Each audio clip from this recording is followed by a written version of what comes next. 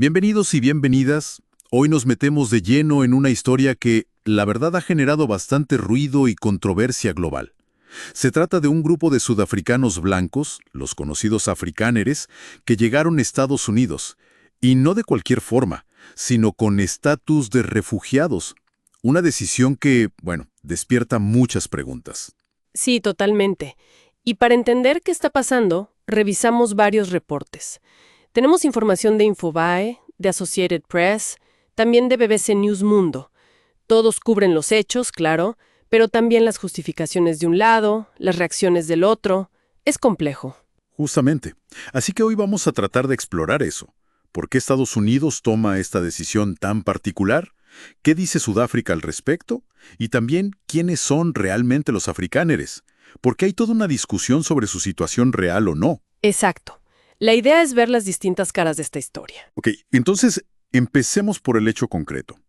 El lunes pasado, según reportan AP y la BBC, aterrizó un grupo, 59 sudafricanos blancos, incluyendo familias, niños, llegaron al aeropuerto de Dulles, ahí cerca de Washington, D.C. Y no fue una llegada, digamos, bajo perfil. Para nada. Los recibieron funcionarios estadounidenses, estuvo Christopher Landau, el subsecretario de Estado. Infobae incluso detalla que ya hay planes para reasentarlos. Ah, sí. ¿Dónde? En zonas rurales mencionan Texas, Idaho, Dakota del Sur. Comunidades específicas. Entiendo. Y la bienvenida fue bastante explícita, por lo que leí. Sí, totalmente. Landau les dijo algo así como, cito de memoria, pero la idea es esa: quiero que sepan que son bienvenidos aquí, que respetamos lo que han enfrentado.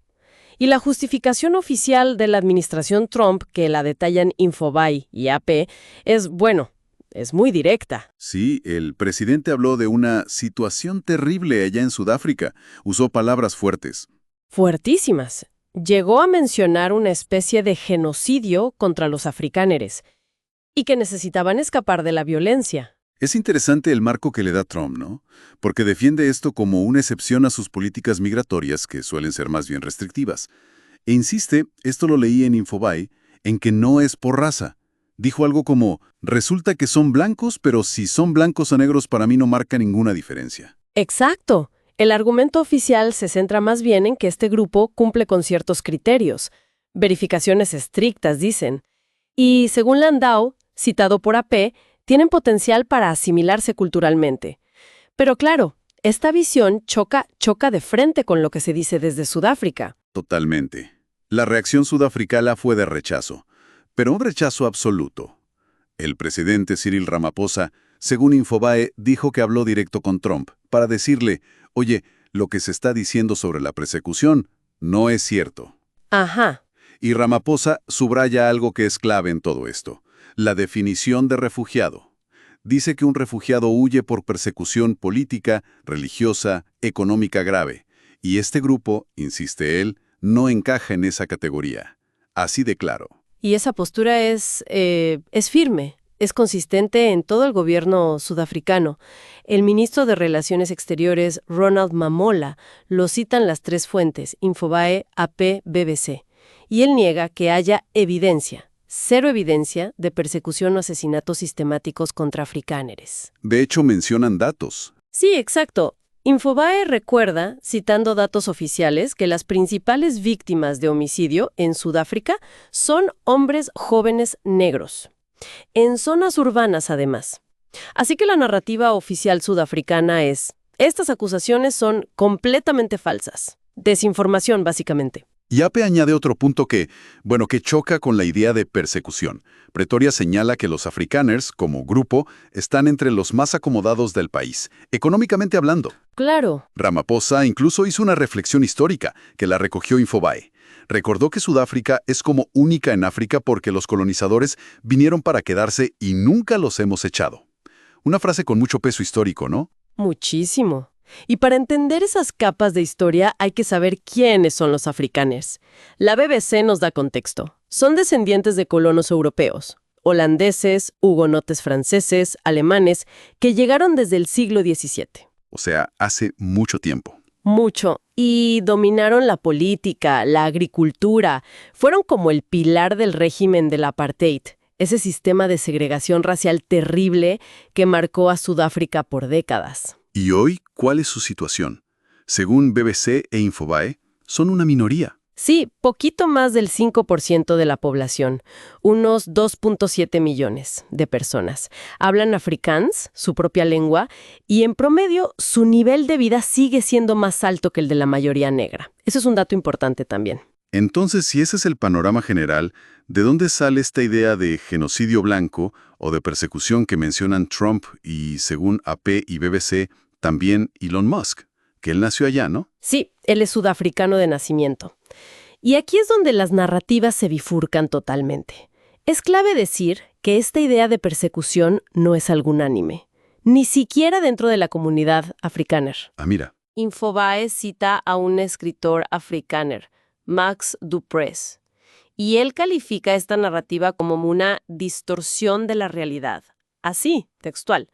Du Preez sugiere que puede haber otras motivaciones para los que se van, quizás económicas o tal vez un rechazo a la nueva Sudáfrica, la democrática, la multirracial, donde ya no tienen el poder exclusivo de antes. Entiendo. ¿Y qué dicen los analistas sobre la situación, digamos, en el terreno? ¿Hay datos más objetivos? Bueno, la BBC cita a Ryan Cummings, que es analista de seguridad. Él argumenta que no se ve una marginación colectiva sistemática contra los afrikáneres. Explica que leyes como la acción afirmativa buscan corregir las desigualdades enormes que dejó el apartheid. No es para castigar a los blancos. O sea, buscan nivelar la cancha, digamos. Exacto. Y reitera que los afrikáneres siguen en posiciones socioeconómicas privilegiadas. Ahora, sobre los ataques a granjas, eso sí es real, y a menudo son brutales. Sí, eso se escucha mucho. Pero Cummings los ve más como un reflejo de la criminalidad general del país, que es alta, y la vulnerabilidad de esas zonas rurales, que están muy aisladas, no tanto como parte de un plan étnico coordinado. Aunque Cummings también reconoce algo, ¿no? Algo que recoge la BBC. Sí, sí.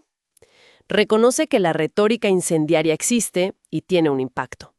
Menciona específicamente a Julius Malema, que es líder de un partido de izquierda radical, y sus cánticos polémicos como ese de «mata al granjero», «kill the Boer».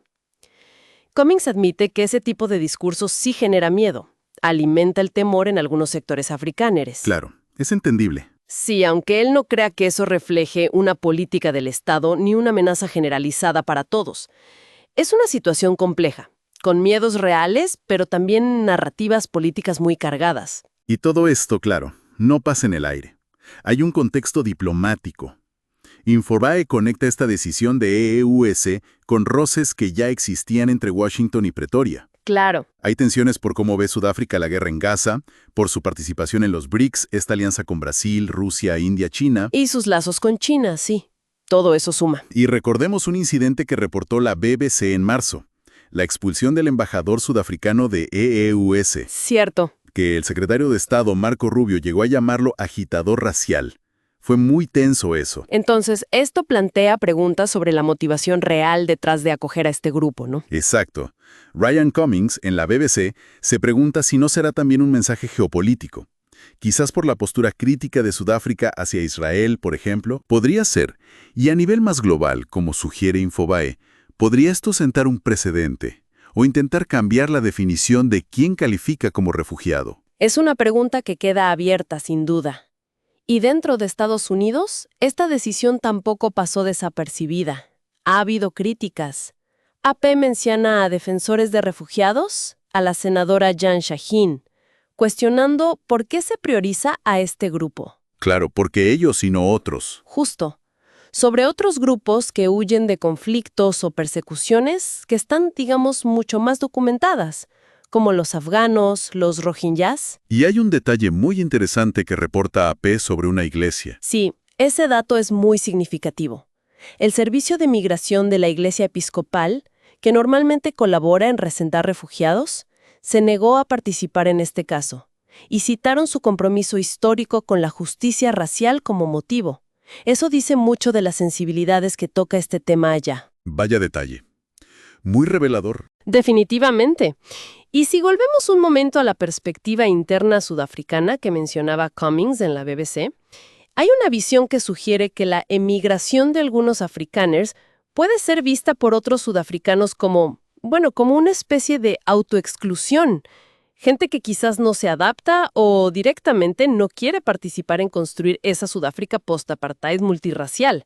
Es otra dinámica social interna que está ahí. Al final, entonces, todo vuelve a girar sobre qué significa ser refugiado, ¿no? Totalmente. La definición internacional, como recuerdan Infobae y AP, habla de un temor fundado. Miedo a ser perseguido por tu raza, religión, nacionalidad, opinión política. Y la embajada de EU en Pretoria, según AP, especificó que los solicitantes tenían que ser afrikaners o de otra minoría racial, y esto es lo crucial, demostrar esa persecución o ese temor fundado. Pero ahí está el choque, el nudo gordiano, como decíamos antes. El presidente Ramaphosa niega rotundamente que cumplan esos criterios, según Infobae. Mientras que EU asegura que sí, que pasaron verificaciones súper rigurosas, según AP. Es un desacuerdo total sobre la interpretación de los hechos. Exacto, sobre si la situación de este grupo encaja o no en la definición aceptada de refugiado. Ahí está el centro de la controversia internacional. Entonces, resumiendo un poco lo que nos dejan las fuentes, tenemos una situación increíblemente compleja, con narrativas que son, totalmente opuestas. Vemos el peso enorme de la historia, ¿no? El legado del apartheid, la colonización, que sigue presente. Sin duda. Las tensiones geopolíticas actuales, que claramente juegan un papel. Y un debate fundamental sobre qué significa ser refugiado hoy y a quién protege ese estatus. Los artículos nos muestran las dos caras, con sus argumentos. Sí, y si conectamos todo esto, surge algo fascinante, creo yo. Este caso expone una tensión clave. ¿Quién tiene el poder de definir qué es persecución en el siglo XXI? ¿Y cómo se aplica esa definición? Este episodio entre Estados Unidos y Sudáfrica funciona casi como un espejo. Refleja cómo las historias nacionales, las identidades y la racial es central aquí, los intereses políticos, cómo todo eso puede influir en la aplicación de principios humanitarios que se supone son universales. Es una muestra de cómo la política y la ayuda humanitaria a veces se mezclan de formas muy complicadas. Exactamente. Algo sobre lo cual reflexionar, definitivamente. Una reflexión final muy pertinente, sí. Para seguir explorando temas de actualidad global como este y otros análisis a fondo, les invitamos a suscribirse a nuestro canal de YouTube. Es el Podcast Noticiero. Muchas gracias por habernos acompañado en este análisis hoy.